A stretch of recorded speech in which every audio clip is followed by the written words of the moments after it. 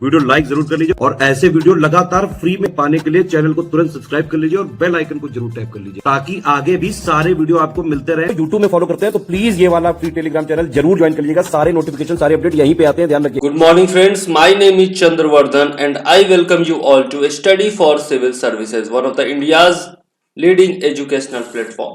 दोस्तों आज हम लोग बिहार का बजट देखने वाले हैं, जो कि बिहार 67th का जो बीपीएससी का एग्जाम होने वाला है उसके लिए बहुत ही ज्यादा महत्वपूर्ण होने वाला है। 2022-23 का ये लेटेस्ट बजट होगा और यहां से क्वेश्चन निश्चित तौर पर पूछे जाएंगे। पिछला भी जो एग्जाम कैंसिल हुआ है उस दौरान भी हम लोगों ने देखा है कि बिहार बजट और इकोनॉमिक सर्वे दोनों से ही क्वेश्चन काफी संख्या में पूछे गए थे। तो निश्चित तौर पर पूरे वीडियो को देखिएगा, 2-3 पार्ट में ये वीडियो होगा, कंप्लीट डिटेल में हम लोग देखेंगे, ठीक है। और बहुत सारे फैक्ट्स मैं आपको बजट से रिलेटेड बताऊंगा जो कि एग्जाम के लिए इंपॉर्टेंट है। तो चलिए आगे बढ़ते हैं। ये हमारे कुछ लिंक्स हैं जिनको कि जहां से आप जुड़ सकते हैं हमारे पेड चैनल से, देख लीजिए। अब हम चलते हैं, थोड़ा डिटेल देख लेते हैं बजट के बारे में। तो 28 फरवरी 2022 को बिहार के जो उप मुख्यमंत्री हैं और साथ में वित्त मंत्री भी हैं तारकिशोर प्रसाद जी, इन्होंने बिहार विधानमंडल में वित्तीय वर्ष 2022-23 के लिए कितने का बजट पेश किया? 2,37,691 करोड़ रुपए का। और ये जो है आपको निश्चित तौर पर याद रखना है, 2,37,691 करोड़, ये पूरा का पूरा फिगर याद रखना है। यहां से क्वेश्चन पूछा जाएगा और कंप्लीट फिगर पूछा जाएगा। बीपीएससी की आदत है, कंप्लीट फिगर पूछती है, इसलिए याद रखिएगा। और यह बजट जो है वो पिछले साल जो 2021-22 का बजट था उससे 19,000 करोड़ रुपया ज्यादा है, ठीक है। ये भी एक इंपॉर्टेंट आंकड़ा है, 19,000 करोड़ रुपया ज्यादा है।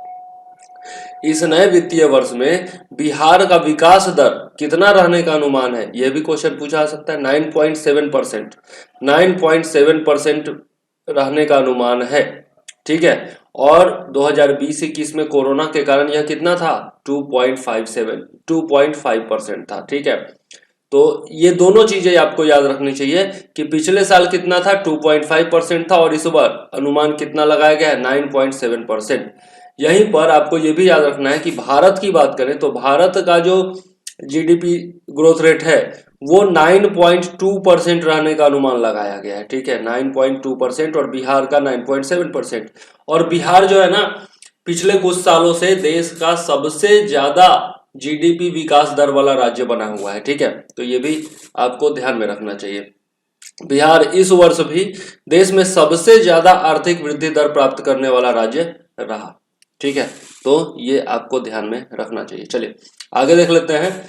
यहाँ देखिए पिछले कुछ वित्तीय वर्षों में बिहार का जो जीडीपी वृद्धि दर रहा है उसके बारे में यहाँ पर एक लिस्ट दिया हुआ है। 2022-23 की बात करें तो 9.7% अनुमान लगाया गया है। और भारत के लिए ये है, बिहार के लिए ये है आपका बिहार के लिए। और भारत के लिए देखें, पूरे देश के लिए देखें तो 2022-23 में जीडीपी 9.2% रहने का अनुमान लगाया गया है, जो कि मैंने पहले भी बताया। 2021-22 की बात करें तो 9.8% का अनुमान, ठीक है। और 2020-21 की बात करें तो 2.5% रहा है, ठीक है, 2.5% रहा है। तो ये तीनों चीजें जो है आपको याद होनी चाहिए कि आगे प्रेजेंट जो वित्तीय वर्ष है उसमें 9.7% रहने का अनुमान है। पिछले बार जो है आपका 2021-22 में 9.8% रहने का अनुमान था। और 2020-21 में कितना रहा था? ये तो कोरोना की वजह से ये जो रहा है, पूरे देश का ही जीडीपी, हर एक राज्य का जीडीपी गड़बड़ हुआ तो बिहार का भी गड़बड़ हुआ, फिर भी निगेटिव नहीं है, ये बहुत बड़ी बात है। 2.5%, बहुत सारे राज्यों का, बहुत सारे देशों का निगेटिव ग्रोथ भी रहा है कोरोना के दौरान, ठीक है। चलिए अब देख लेते हैं, पिछले वित्तीय वर्ष की तुलना में 9% बढ़ गया है बजट का आकार, ये तो मैंने आपको पहले बताया।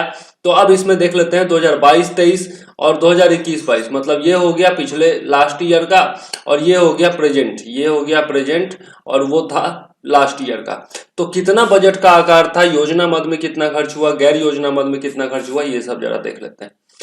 बजट का आकार यदि देखें तो प्रेजेंट में 2.37 लाख करोड़ है, ठीक है, जो कि पिछले बार कितना था? 2.18 लाख करोड़।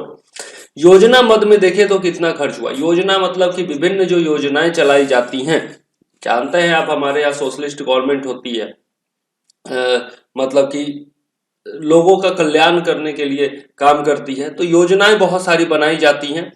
तो योजना मद में कितना खर्च हुआ यहाँ पर देख सकते हैं आप। ये 1,230,000,000, 1,230,000,000 जो है वो योजना मद में इस बार खर्च होगा।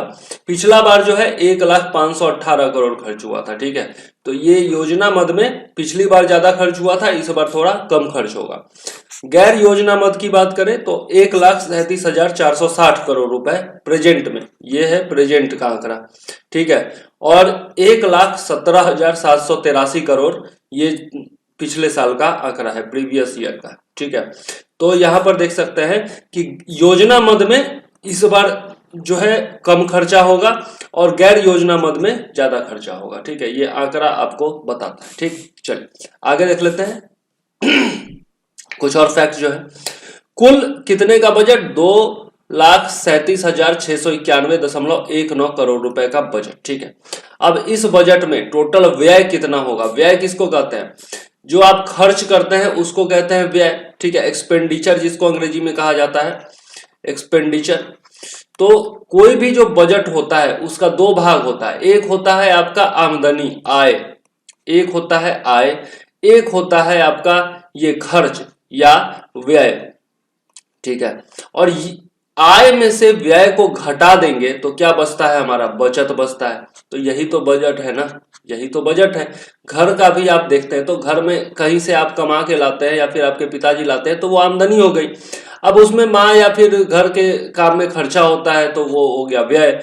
अब आमदनी में से खर्चा को निकाल देंगे तो क्या निकलेगा? बचत निकलेगा।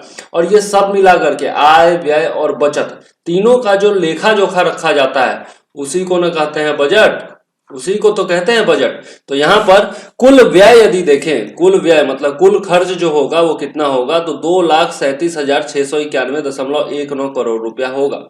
अब इस व्यय में से भी कुछ है राजस्व व्यय और कुछ है पूंजीगत व्यय। ठीक है, राजस्व व्यय यानी कि रेवेन्यू एक्सपेंडिचर, रेवेन्यू एक्सपेंडिचर की बात करें तो 1,91,956.67 करोड़ रुपए यह जो होगा आपका रेवेन्यू एक्सपेंडिचर होगा, राजस्व व्यय होगा। और यह कुल व्यय का कितना है? 80.76% है।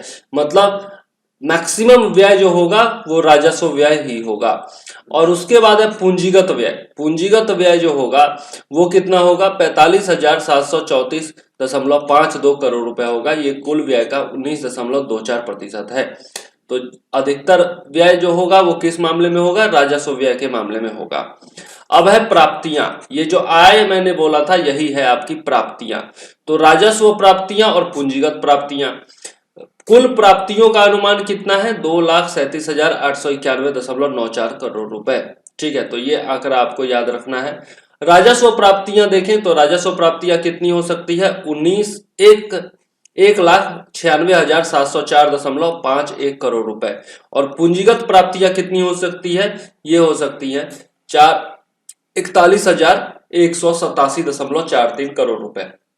तो देख सकते हैं यहां पर भी राजस्व प्राप्तियां ज्यादा होंगी तो राजस्व व्यय ज्यादा होगा, पूंजीगत प्राप्तियां कम होगी, पूंजीगत व्यय भी कम होगा। ठीक, चलिए अब देख लेते हैं राजस्व व्यय, राजस्व बचत। तो ये जो प्राप्तियां हैं इनमें से खर्च को घटा देंगे, व्यय को घटा देंगे तो क्या बचेगा? रेवेन्यू सरप्लस बचेगा। अब राजस्व प्राप्तियां माइनस राजस्व व्यय कर देते हैं तो ये आपका निकल जाता है रेवेन्यू सरप्लस यानी कि राजस्व बचत। तो देख सकते हैं आप राजस्व प्राप्तियां हमारी कितनी थी? ये थी 1,96,704.51। तो यहां पर मैंने लिख दिया। राजस्व व्यय हम लोग देख चुके हैं 1,91,956.67 करोड़ रुपए, तो उसको भी मैंने यहां लिख दिया। ठीक है, अब इन दोनों को घटा दीजिए तो कितना बचेगा? 4,747.84 करोड़ रुपए। और ये कितना होगा? जीएसडीपी का 0.64% होगा। बहुत ही महत्वपूर्ण आंकड़ा आपको याद रखना चाहिए। राजस्व बचत कितना होगा? पूरे जीएसडीपी का, ग्रॉस स्टेट डोमेस्टिक प्रोडक्ट इसको कहा जाता है, घरेलू राज्य सकल उत्पाद। ठीक है, तो यह कितना होगा? 0.64% होगा टोटल का, ये मतलब जीएसडीपी का। ठीक, अब नोट है कुछ इंपॉर्टेंट पॉइंट। 2005-6 से वर्ष 2018-19 तक राज्य में कुल राजस्व बचत कितना हुआ था? 75,043 करोड़ रुपए हुआ था। मतलब ये कितना साल हो गया? 2005-6 से लेकर 2018-19, तो ये कितना साल हो गया? आप सोच सकते हैं, लगभग 15 साल। 15 साल हुआ ना, लगभग 15 साल हो गया। 15 साल में 75,043 करोड़ रुपया हुआ था राजस्व बचत टोटल। ठीक, तो ये कुछ आंकड़े दिए गए। चलिए आगे भी कुछ आंकड़े हैं, बहुत सारे आंकड़े हैं, कुछ हम लोगों को पढ़ना है। यहाँ पर राजकोषीय घाटा और बाकी सब, रुपया कहाँ से आता है, रुपया कहाँ जाता है, 6-7 सूत्र तय किए गए हैं। और भी बहुत सारा टू द पॉइंट भी पढ़ेंगे, लेकिन वो क्या पढ़ेंगे, नेक्स्ट वीडियो में पढ़ेंगे। 5-5, 10-10 मिनट का वीडियो बनेगा, उससे ज्यादा आप लोग देखते नहीं है। ठीक है, तो इस वीडियो को यहीं पर करते हैं समाप्त। मुझे दीजिए इजाजत। जय हिंद, वंदे मातरम। मैं हूं चंद्रवर्धन, याद रखिएगा।